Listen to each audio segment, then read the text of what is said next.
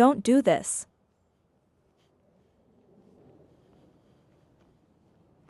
Instead, try this. Welcome back to the channel, y'all. Or if you've never been here, then just welcome in general.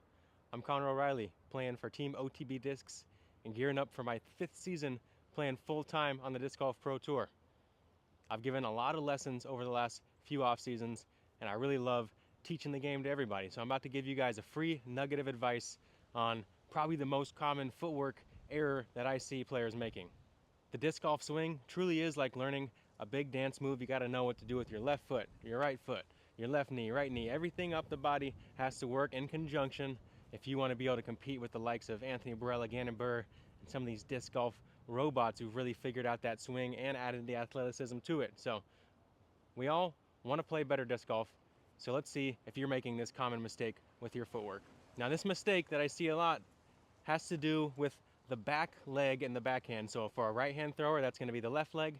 For a left hand thrower, that's going to be the right leg here. Now I'm going to teach it as a right hand thrower since that's what I'm familiar with, and that's how I'm coordinated. I'm pretty bad as a lefty, so all you guys who are doing the lefty thing, more power to you. Now what this mistake is, I see a lot of players during the run up, they leave the toes of this back leg pointed pretty far backwards, and sometimes even all the way 90 degrees or 180 degrees from that line of the throw. Ideally, we want this left leg, just like the front leg, to be closer to perpendicular, and this is going to allow for two things.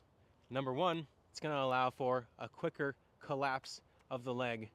Let me show you. So as we get in here to these final two steps of the backhand shot, the thing we're not looking for, like I mentioned, is leaving the leg open. And the reason is, what we're doing with this off leg, this back leg, if you will, in the swing, is we're rotating and collapsing it forward towards the back of this front knee as we rotate through, helping us not only push off, gaining a little bit of momentum, but also helping us be as small as we can during this power pocket hit point as we pirouette through like the figure skater on ice. We want to be small, we don't want to be big at that hit point.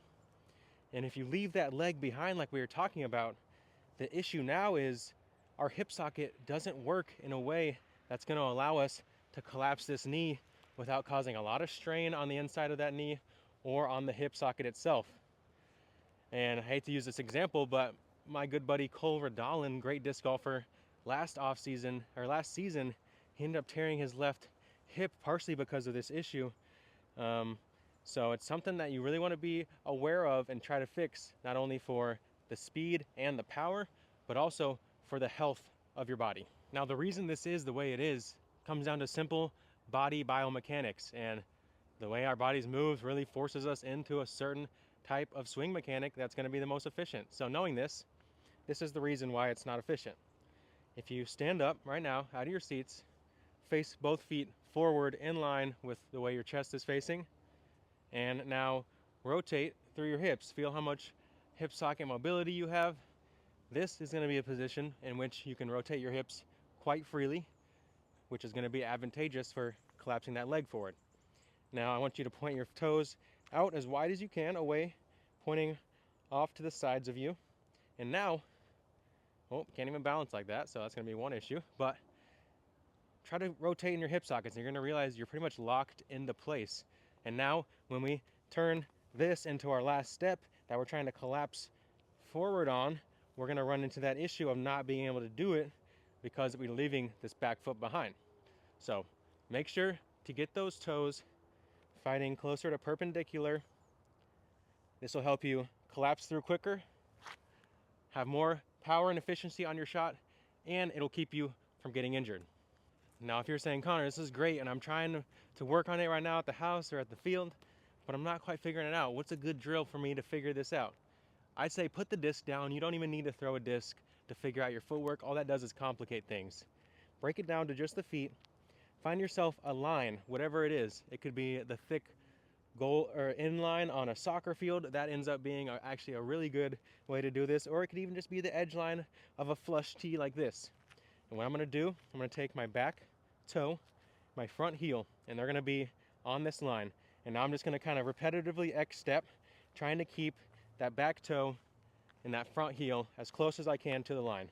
In doing this, it's going to show me that foot position that I want to get to in order to have maximum efficiency, power, and safety on that backhand. Now, if you can figure that out, make that become rhythmic, you should be able to apply it to the shot. And now, as you come up, you'll be able to get those feet in the right position for maximum power, efficiency, and safety. If you want more tips and tricks helping you become a better disc golfer, or just to watch a chill guy playing disc golf, subscribe, like, share this video with a friend, and we'll see you guys pretty soon for another backhand tip and free game. We all love it, and we all need it, and we all want to see the game grow, so you're welcome. Here's your little nugget.